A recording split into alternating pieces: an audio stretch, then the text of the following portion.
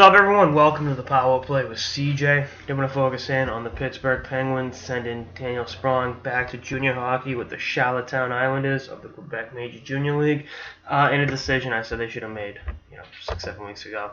I thought it was cool that Sprong made the team as an 18-year-old, but he just looked like he was struggling and could have used another year of junior hockey, and unfortunately, they've already burned a year on his entry. Unfortunately, depending upon who you ask, they've already burned a year on his entry-level deal, and I thought he would have been better off, being down there in the minors or in the queue, getting a wider offensive role, and I think would be better for his development in the short and long term.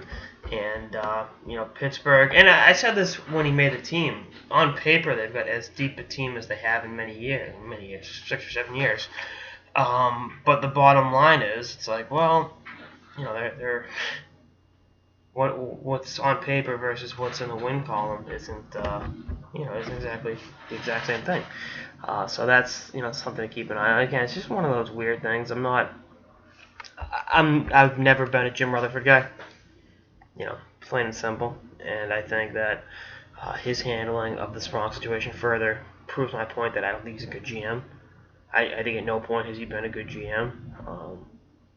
I thought he was overrated in Carolina. I mean, I know he helped build that Stanley Cup team, but you look at the 8 years after that, it was like, what the fuck, But again, I think Charlottetown could definitely use him. I'm looking up the standings now. Yeah, it'd be a nice shot in the arm for the Islanders, and at the same time, he gets a wider role up there.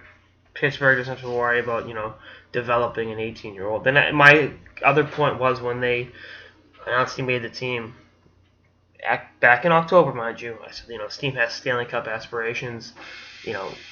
What are they doing trying to develop an 18-year-old on the fly?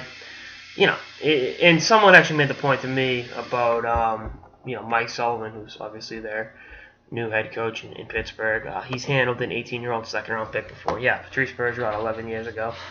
That's, and Bergeron, they put through the ringer to make that team in that training camp in 2003.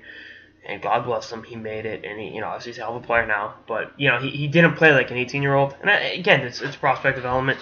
Bergeron's the exception of the rule. Just because I'm not lumping Sprong in with him. I don't think that's fair to Sprong at all. I don't think it's not fair to Bergeron either. And I think Sprong will go back, have a big year in the queue, and then we'll see what happens with Pittsburgh. Going forward again, it's still situations. I don't get it, but whatever. I think things would have been different in Pittsburgh. I think things should be different in Pittsburgh, but what do I know? I just watch the game and talk about it on YouTube. Anyway, that's all I can episode of the Power Play with CJ. Stay tuned for episodes of the season and beyond. Later, guys.